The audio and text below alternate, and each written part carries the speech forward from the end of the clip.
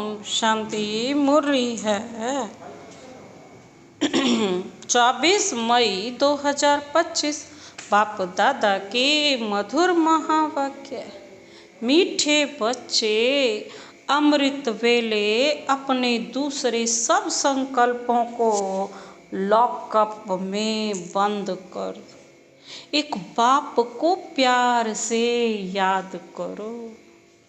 अमृत वेले अपने दूसरे सब संकल्पों को लॉकअप अर्थात बंद कर एक बाप को प्यार से याद करो। बाप से मीठी मीठी रूह रिहान करो। आज का प्रश्न है, तुम बच्चों की हर बात में अर्थ है। अर्थ सहित शब्द कौन बोल सकता है? तुम बच्चों की हर बात में अर्थ है, अर्थ सहित शब्द कौन बोल सकता है? बाबा ने उत्तर दिया, जो देही अभिमानी है वही हर बोल अर्थ सहित बोल सकता है। बाप तुम्हें संगम पर जो भी सिखलाते हैं वह अर्थ सहित है। देह अभिमान में आकर मनुष्य जो कुछ बोलते हैं वह सब अर्थ के बिना अनर्थ है। उससे कोई फल निकलता नहीं, फायदा नहीं होता है। बाबा क्या कहते, जो देही अभिमानी है ना वह हर बोल अर्थ सहित बोल सकते हैं। जो देही अभिमानी है, बाप तुम्हें संगम पर जो भी सिखलाते हैं वह अर्थ सहित है। देह अभिमान में आकर मनुष्य जो कुछ बोलते हैं वह सब अर्थ के बिना अनर्थ है। उससे कोई फल नहीं निकलता, फायदा नहीं होता। आज का गीत है, नैनहीन को राह दिखाओ प्रभु। ओम शांति। यह सब गीत आदि हैं भक्ति मार्ग के। तुम्हारे लिए गीतों की दरकार नहीं है, कोई तकलीफ की बात नहीं। भक्ति मार्ग में तो तकलीफ बहुत है। कितनी रस्म रिवाज चलती है। ब्राह्मण खिलाना, यह करना, तीर्थों आदि पर बहुत कुछ करना होता है। यहाँ आकर सब तकलीफ़ों से छुड़ा देते हैं। इसमें कुछ भी करना नहीं है। मुख से शिव शिव नहीं बोलना है, यह कायदे मुजीम नहीं। इनसे कोई फल नहीं मिलेगा। बाप कहते हैं, यह अंदर में समझना है। मैं आत्मा हूँ। बाप ने कहा है हमको याद करो। अंतर्मुखी हो, बाप को ही याद करना है। तो बाप प्रतिज्ञा करते हैं, तुम्हारे पाप भस्म हो जाएंगे। यह है योग अग्नि, जिससे तुम्हारे विकर्म विनाश हो जाएंगे। फिर तुम वापिस चले जाएंगे। हिस्ट्री रिपीट होती है। यह सब अपने साथ बातें करने की युक्ति है। बाबा कहते यह सब क्या है? अपने साथ बातें करने की युक्ति है।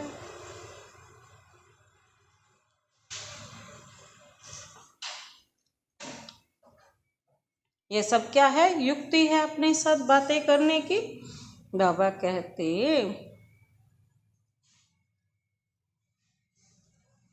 याद करने की युक्ति है। बाबा कहते यह अंदर में समझना है, मैं आत्मा हूँ।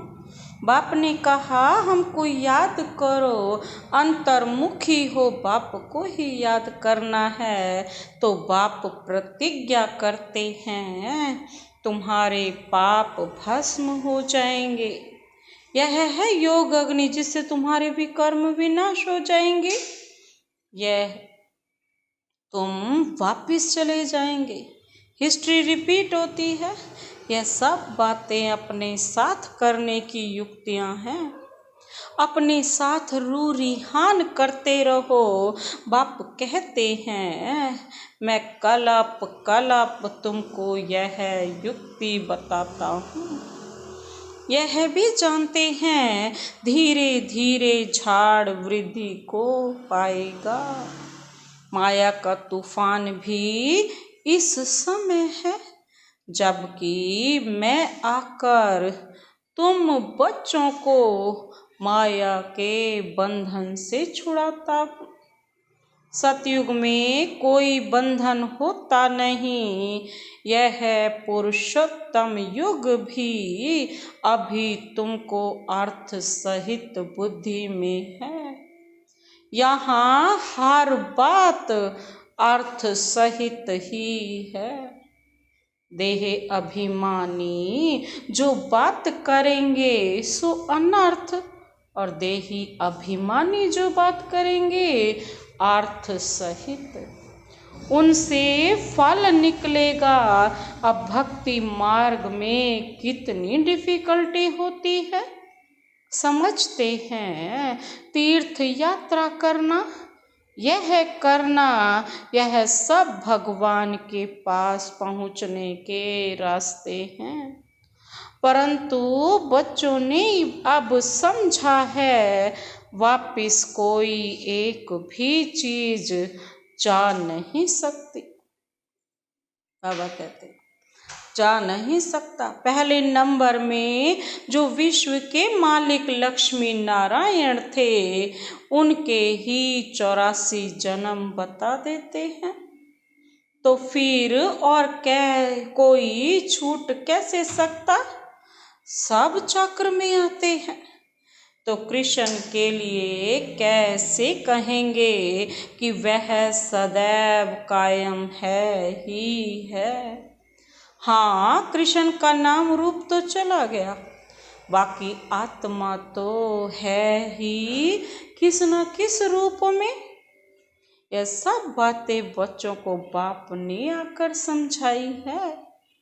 यह पढ़ाई है, स्टूडेंट लाइफ में ध्यान देना है। बाबा कहते रोजाना टाइम मुकर्रर कर दो अपना चार्ट लिखने का। व्यापारी लोगों को बहुत बंधन रहता है, नौकरी करने वालों पर बंधन नहीं रहता। बाबा कहते उन पे तो बंधन रहता है, लेकिन नौकरी करने वालों पर कोई बंधन नहीं रहता। वह तो अपना काम पूरा किया, खल्लास।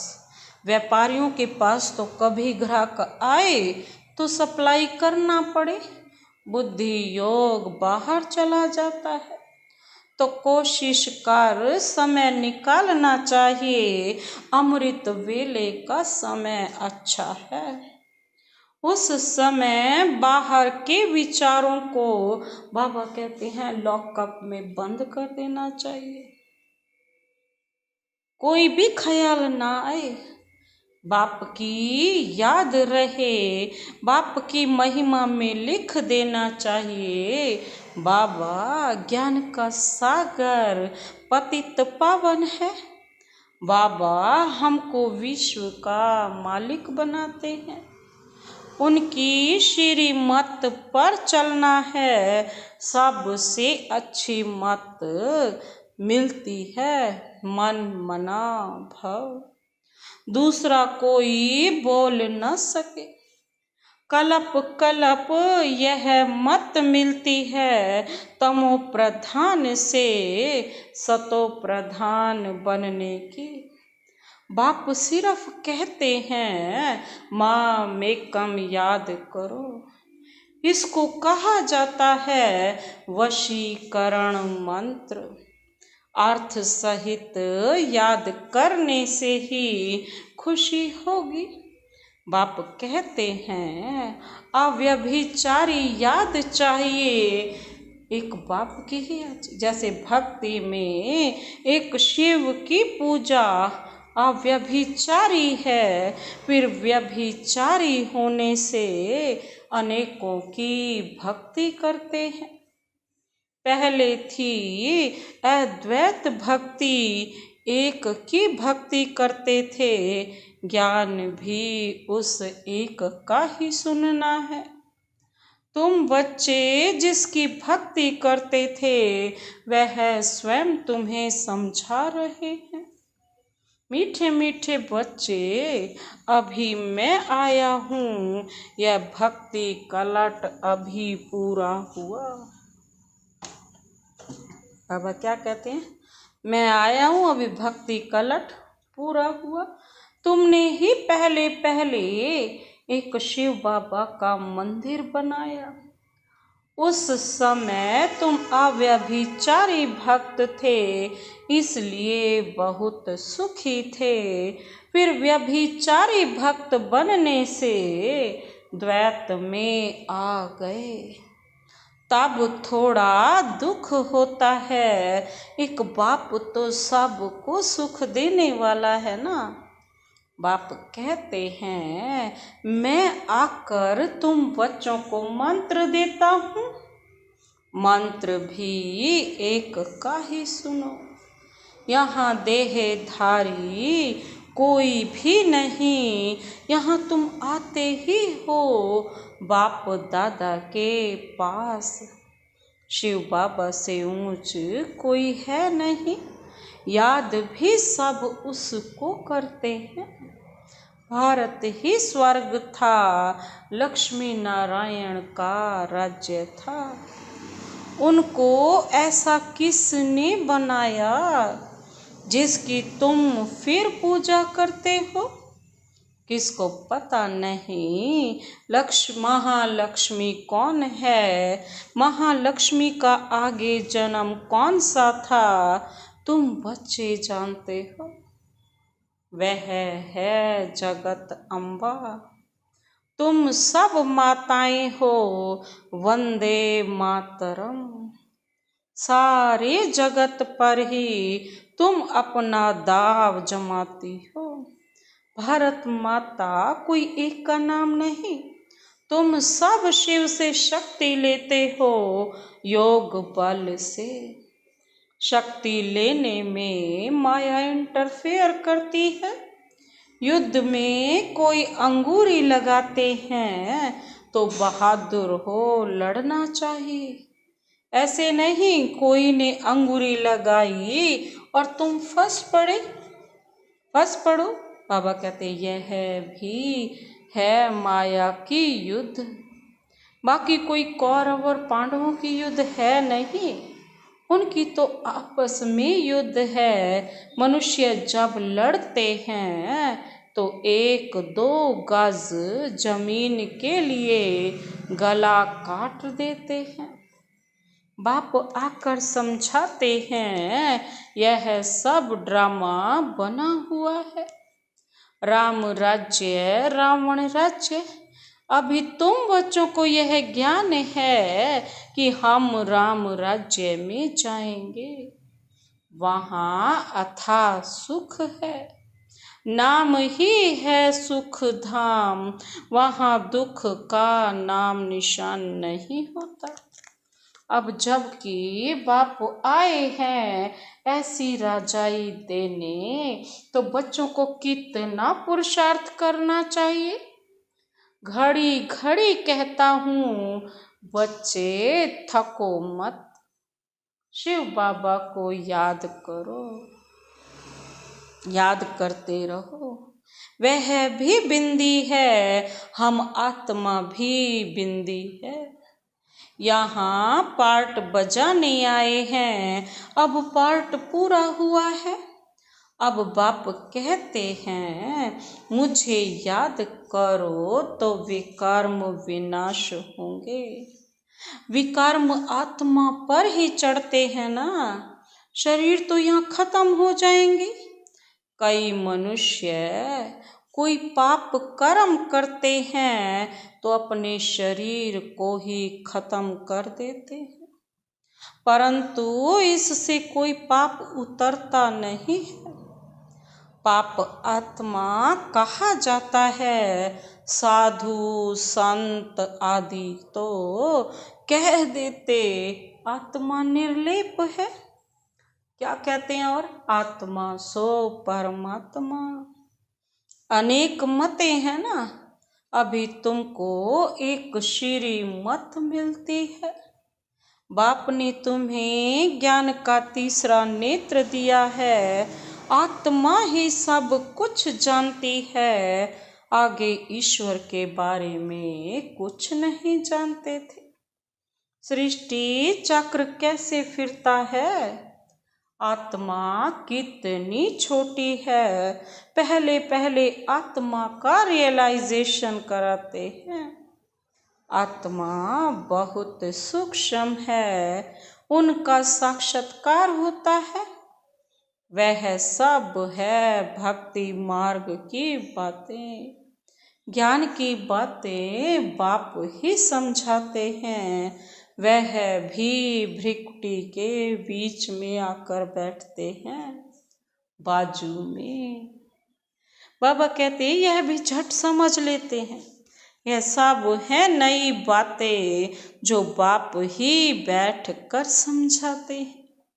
यह पक्का याद कर लो, भूलो नहीं। बाप को जितना याद करेंगे उतना विकर्म विनाश होंगे। विकर्म विनाश होने पर ही आधार है तुम्हारे भविष्य का।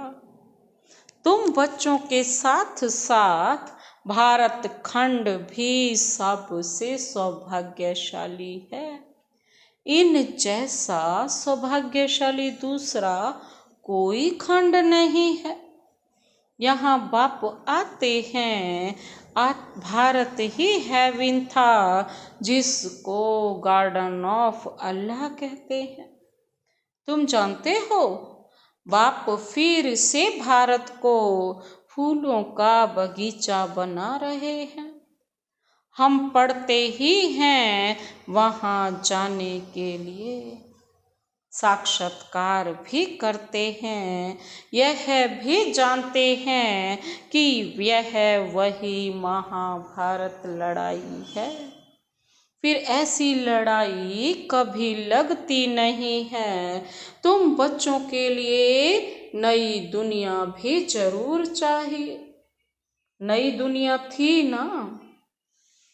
भारत स्वर्ग था। 5000 वर्ष हुए, लाखों वर्ष की तो बात ही नहीं। लाखों वर्ष होते तो मनुष्य अनगणित हो जाएं। यह भी कोई की बुद्धि में नहीं बैठता कि इतना हो कैसे सकता है, जबकि इतनी आदमशुमारी नहीं है। अभी तुम समझते हो आज से 5000 वर्ष पहले हम विश्व पर राज्य करते थे और खंड नहीं थे। वह होते हैं बाद में। तुम बच्चों के बुद्धि में यह सब बातें हैं और किसी की बुद्धि में बिल्कुल नहीं है। थोड़ा भी इशारा दो तो समझ जाए। बात तो बरोबर है। हमारे पहले जरूर कोई धर्म था। अभी तुम समझा सकते हो कि एक आदि सनातन देवी देवता धर्म था। वह प्राय लोप हो गया है। कोई अपने को देवता धर्म के कह नहीं सकते। समझते ही नहीं कि हम आदि सनातन देवी देवता धर्म के थे। फिर वह धर्म कहाँ गया? पूछ रहे हैं बाबा, वह धर्म कहाँ गया? हिंदू धर्म कहाँ से आया? कोई का भी इन बातों में चिंतन नहीं चलता है। तुम बच्चे समझा सकते हो, बाप तो है ज्ञान का सागर। ज्ञान की अथॉरिटी तो जरूर आकर ज्ञान सुनाया होगा, बाबा कहते। तो बाबा क्या कहते, ज्ञान सुनाया हो। ज्ञान से ही सद्गति होती है, इसमें प्रेरणा की बात नहीं। बाप कहते हैं जैसे अब आए हैं वैसे कलप कलप आता हूँ, कलप बाद भी आकर फिर सब बच्चों से मिलेंगे। तुम भी ऐसे चक्र लगाते हो, राज्य लेते हो फिर गंवाते हो। यह बेहद का नाटक है। तुम सभी एक्टर्स हो, आत्मा एक्टर होकर क्रिएटर, डायरेक्टर, मुख्य एक्टर को ना जाने तो वह क्या काम की। तुम बच्चे जानते हो कैसे आत्मा शरीर धारण करती है और पार्ट बजाती है। अब फिर वापस जाना है, अब इस पुरानी दुनिया का अंत है। कितनी सहज बात है, तुम बच्चे ही जानते हो बाप कैसे गुप्त बैठे हैं। कहते भी है ना, गोदरी में करतार देखा, अब देखा कहें या जाना कहें, बात एक ही है। आत्मा को देख सकते हैं परंतु उससे कोई फायदा नहीं है। कोई को समझ में आ ना सके, नौधा भक्ति से बहुत साक्षात्कार करते हैं। आगे तुम बच्चे भी कितने साक्षात्कार करते थे, बहुत प्रोग्राम आते थे। फिर बाबा कहते पिछाड़ी में भी यह खेल पाल तुम देखेंगे। अब तो बाप कहते हैं पढ़कर होशियार हो जाओ। अगर नहीं पढ़ेंगे तो फिर जब रिजल्ट निकलेगी तो मुंह नीचे हो जाएगा। फिर समझेंगे हमने कितना समय वेस्ट किया। जितना जितना बाप की याद में रहेंगे, याद के बल से पाप मिट जाएंगे।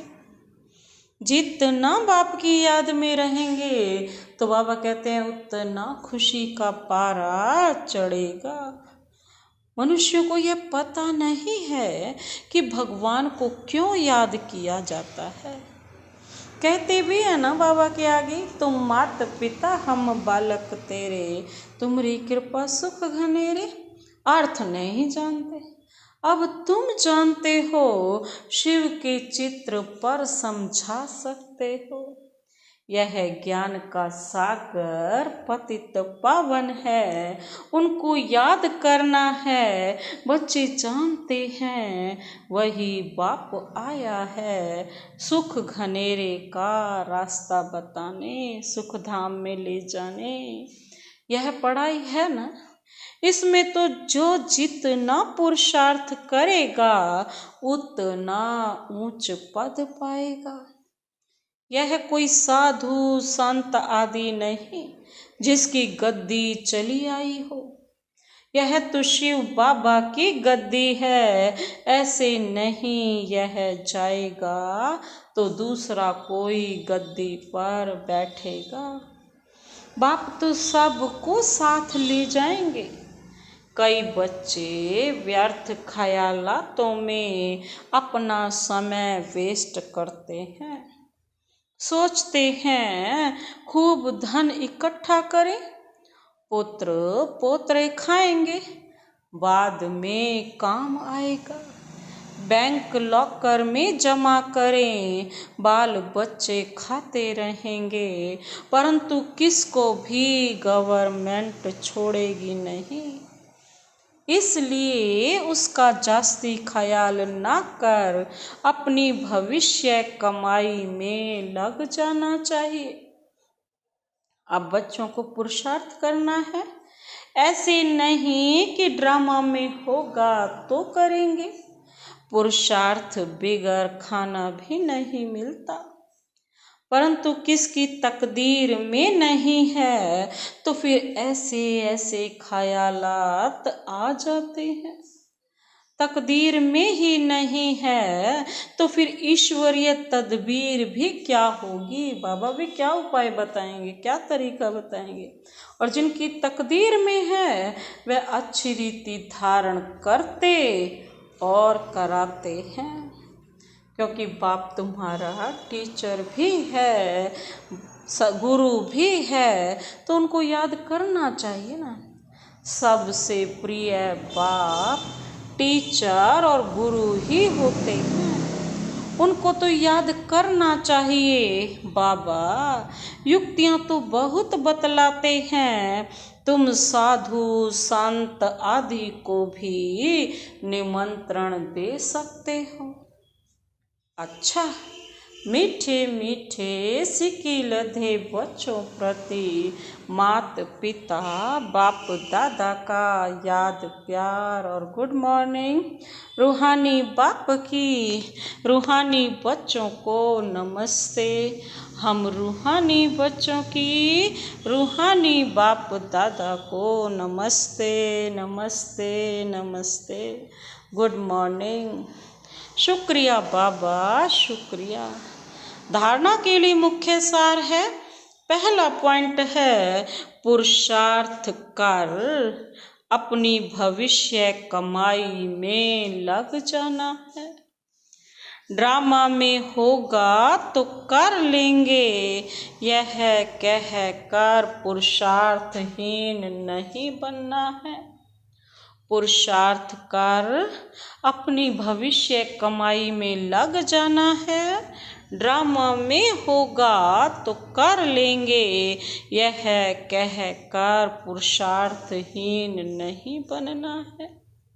दूसरा पॉइंट है, सारे दिन में जो भी पाप होते हैं या किसी को दुख देते हैं तो नोट करना है। सच्चाई से बाप को सुनाना है। साफ दिल बन एक बाप की याद से सब हिसाब चुकतू करने हैं। बाबा क्या कहते कि सारे दिन में जो भी पाप होते हैं या किसी को दुख देते हैं तो नोट करना है। सच्चाई से बाप को सुनाना है। साफ दिल बनकर एक बाप को की याद से सब हिसाब चुकतू करने हैं।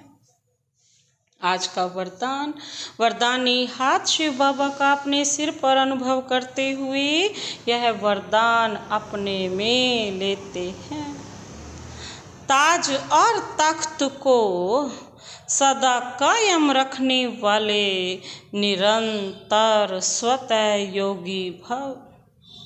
ताज और तख्त को सदा कायम रखने वाले निरंतर स्वतः योगी भव। विस्तार है, वर्तमान समय बाप द्वारा सभी बच्चों को ताज और तख्त मिलता है।